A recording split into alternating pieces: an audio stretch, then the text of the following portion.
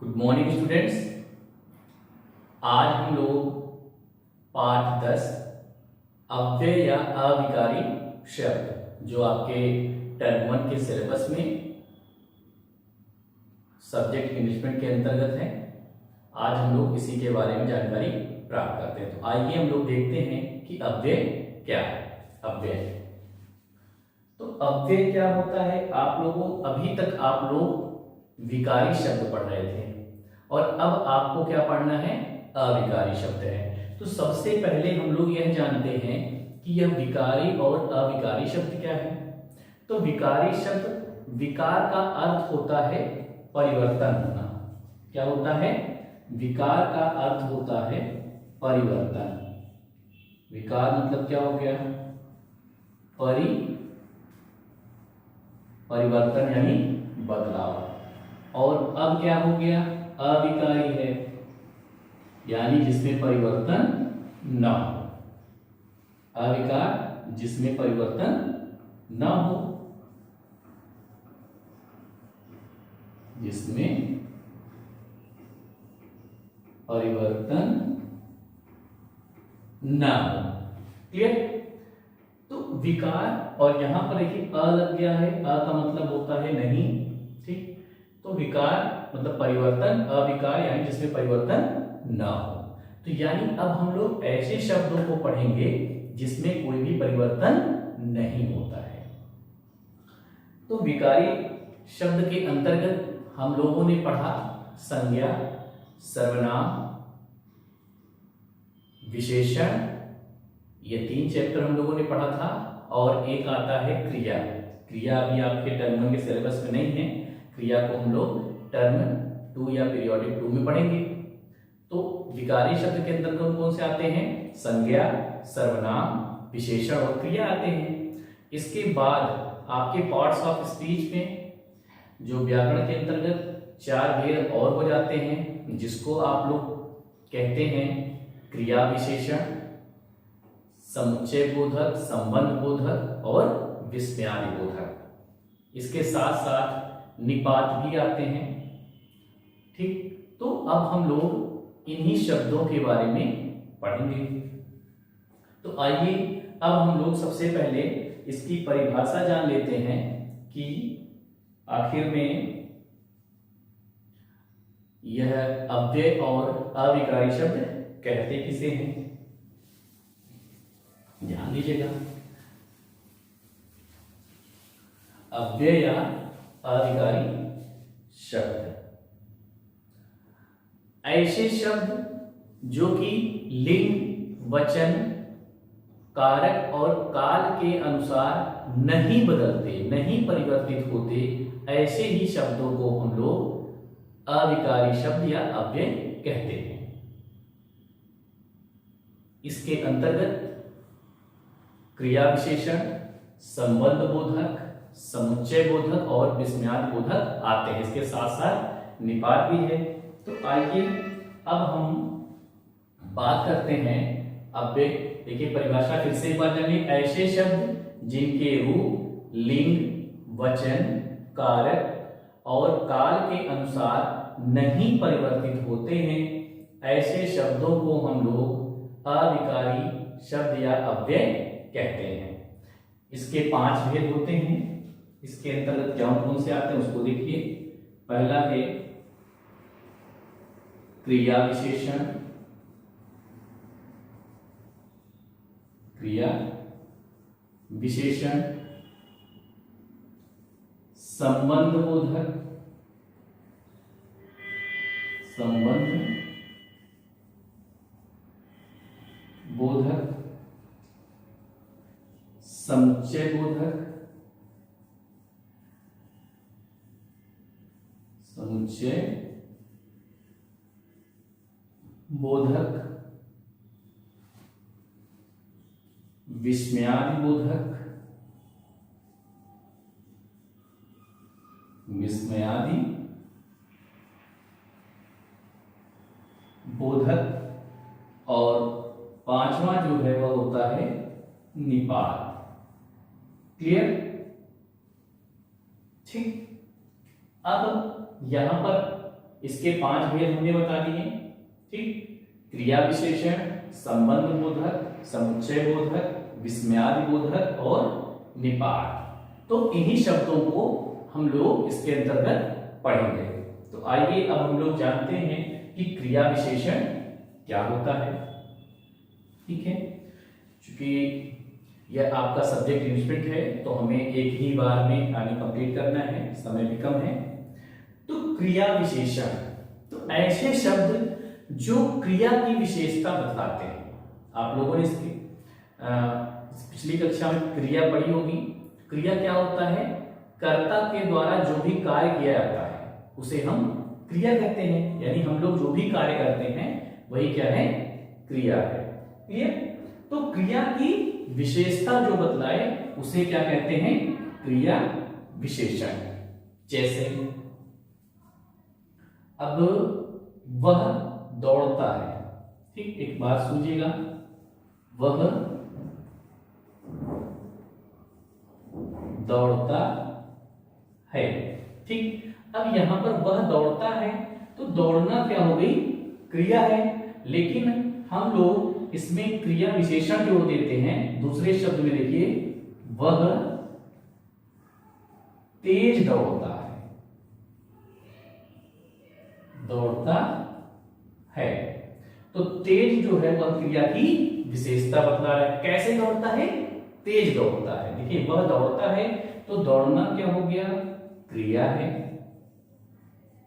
और तेज क्या हो गया? क्रिया विशेषण, उसकी विशेषता बतला रहा है, क्रिया विशेषण हो गया। ठीक, तो वह तेज दौड़ता है, क्रिया विशेषण। अर्थात ऐसे शब्द जो क्रिया की विशेषता बतलाते हैं उन्हें हम क्रिया विशेषण कहते हैं। अब क्रिया विशेषण जो होते हैं वह भी कितने प्रकार के होते हैं? 4 प्रकार के होते हैं। इसको भी जान लीजिए आप लोग। क्रिया विशेषण जो है 4 प्रकार के होते हैं।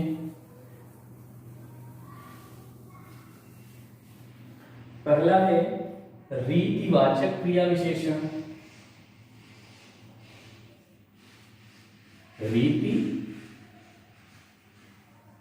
रीतिवाचक। दूसरा है स्थानवाचक।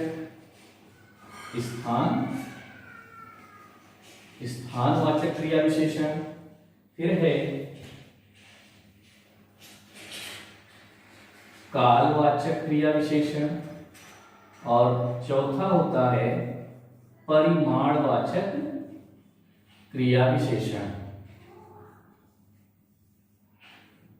तो क्रिया विशेषण के 4 भेद होते हैं: रीतिवाचक, स्थानवाचक, कालवाचक और परिमाणवाचक क्रिया विशेषण। आइए अब हम लोग थोड़ा थोड़ा इसको समझ लेते हैं।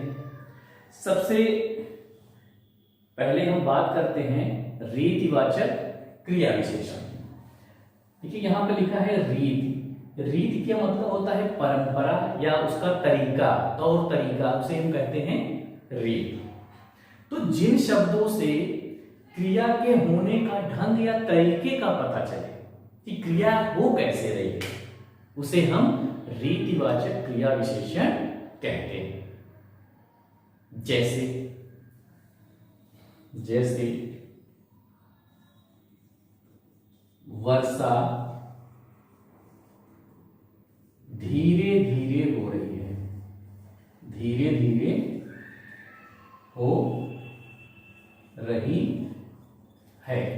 तो धीरे धीरे यह क्या है? क्रिया विशेषण है। ठीक है, वर्षा हो रही है कैसे? धीरे धीरे है। तो धीरे धीरे होना क्या है? बारिश जो हो रही है उसका एक तरीका। ठीक, वर्षा धीरे धीरे हो रही है। या बोल सकते हैं बच्चा मजे से खेल रहा है। तो खेलने का जो ढंग है, खेलना क्या है? क्रिया है। और कैसे खेल रहा है?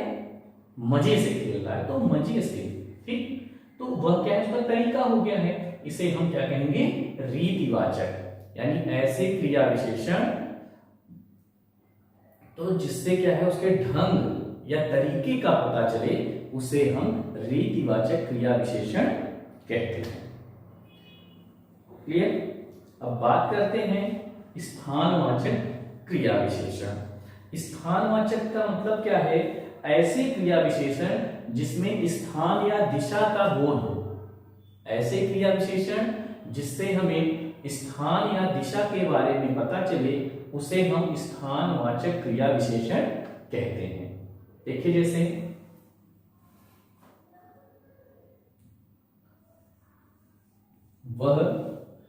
वह जो है क्या है?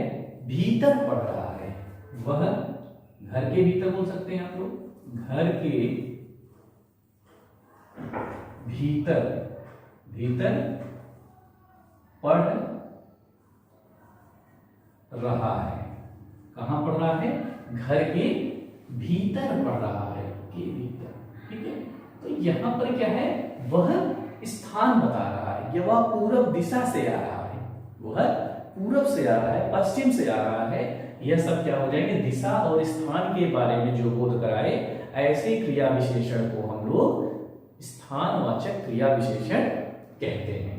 आइए अब हम जानते हैं कि कालवाचक क्रिया विशेषण क्या है।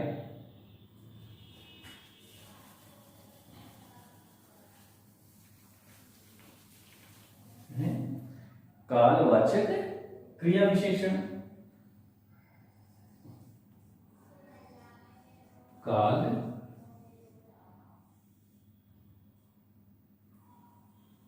तो कालवाचक क्रिया विशेषण। तो काल का मतलब होता है समय।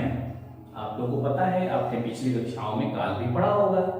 तो कालवाचक क्रिया विशेषण, तो जिस क्रिया विशेषण से समय संबंधित क्रिया होने का बोध हो उसे हम कालवाचक क्रिया विशेषण कहते हैं।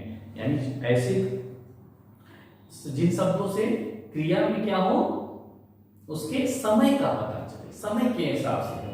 ठीक है, होने के संबंधित हो, समय से संबंधित होने की क्रिया की विशेषता अगर बतलाई जा रही है तो ऐसे शब्दों को हम लोग कालवाचक क्रिया विशेषण कहते हैं। जैसे अगर हम बात करते हैं, वह हमेशा विचारों में खोया रहता है। शीला दिन भर खेलती है। यहां पर देखिए क्या है?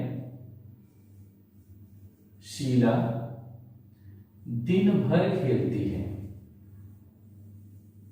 दिन भर खेलती है, खेलती है, कैद भर, दिन भर खेलती है। तो यहां पर आप लोग देख रहे हैं कि शीला दिन भर खेलती है, तो क्या है?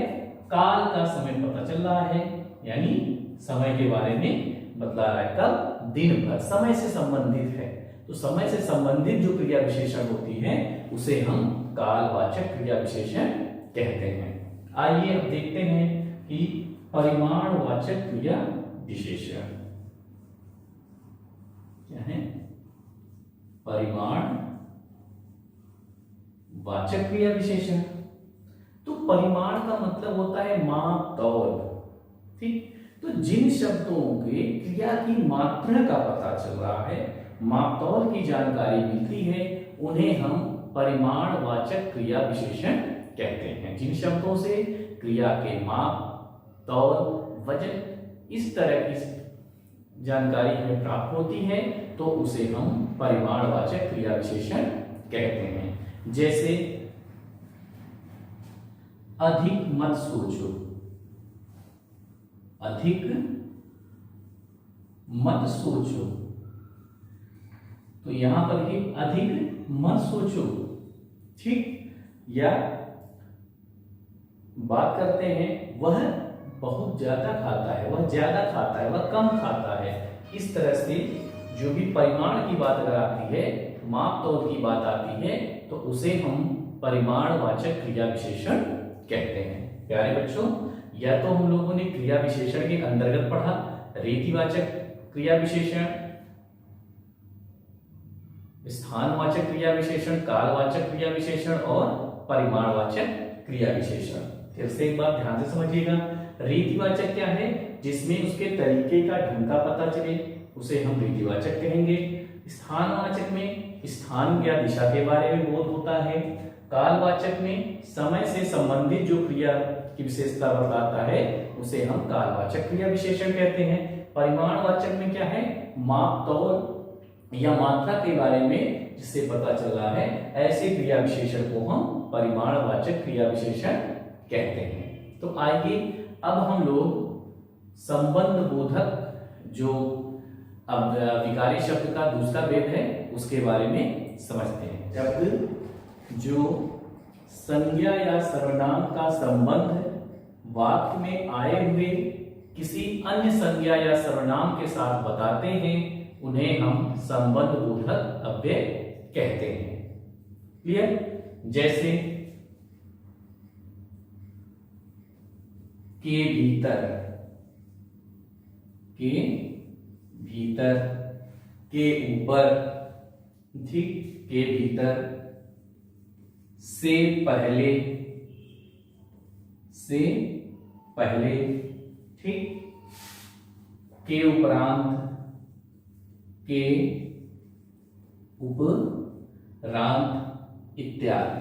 अब यहां पर संबंध बता रहा है, ठीक, कैसे? अब हम बात करते हैं कि जैसे श्याम के आने से पहले, आने से पहले राम जा चुका था, ठीक, राम जा चुका था। तो आने से पहले यहां पर देखिए दोनों का संबंध बता रहा है कि श्याम के आने से पहले राम जा चुका था, या ठीक। इस तरह से हम जो अव्यय को संबंध बोधक कह रहे हैं। संबंध बता रहा है, एक वाक्य है, इधर संज्ञा श्याम का संबंध राम से बता रहा है कि श्याम के आने से पहले ही राम जा चुका था। क्लियर? तो ऐसे जो शब्द आते हैं उसे हम लोग संबंध बोधक अव्यय कहते हैं। आइए अब हम लोग जानते हैं समुच्चय बोधक अव्यय।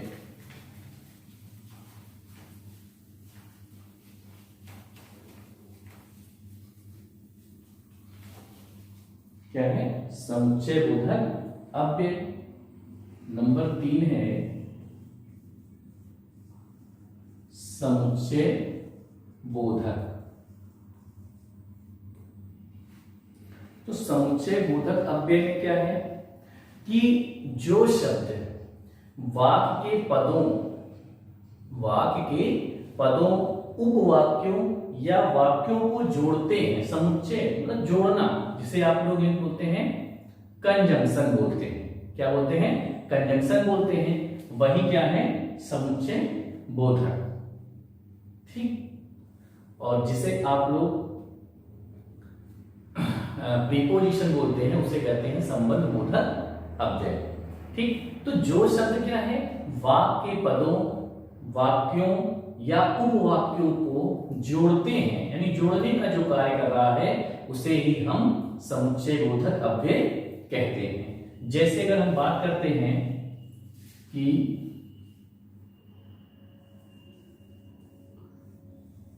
रमेश और राधा, रमेश और राधा दोनों क्या है? घर जा रहे हैं, दोनों घर जाते हैं, घर जाते हैं। यहां और, ठीक, रमेश और राधा। अब इसको क्या है कि एक शॉर्ट फॉर्म करने के लिए हम लोगों ने इसका प्रयोग किया, इसका समुच्चय बोधक और, ठीक। तो इसे क्या है? और हो गया, क्योंकि, इसलिए, चूंकि, यह सभी क्या है? समुच्चय बोधक अव्यय है, ठीक। मैं इसलिए नहीं आया, ठीक, मैं इसलिए नहीं आया क्योंकि वहां से सब लोग जा चुके थे। तो इस प्रकार से जो समुच्चय बोधक यानी एक वाक्य को दूसरे वाक्यों से, उपवाक्यों से जो जोड़ता है उसे ही हम समुच्चय बोधक अव्यय कहते हैं। आइए अब हम लोग जानते हैं चौथा विस्मयादि बोधक, विस्मयादि बोधक।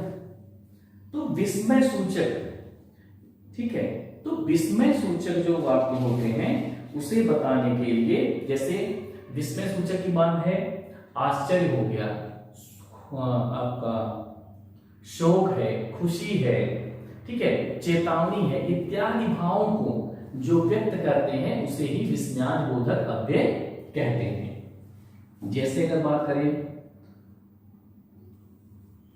हे, अरे,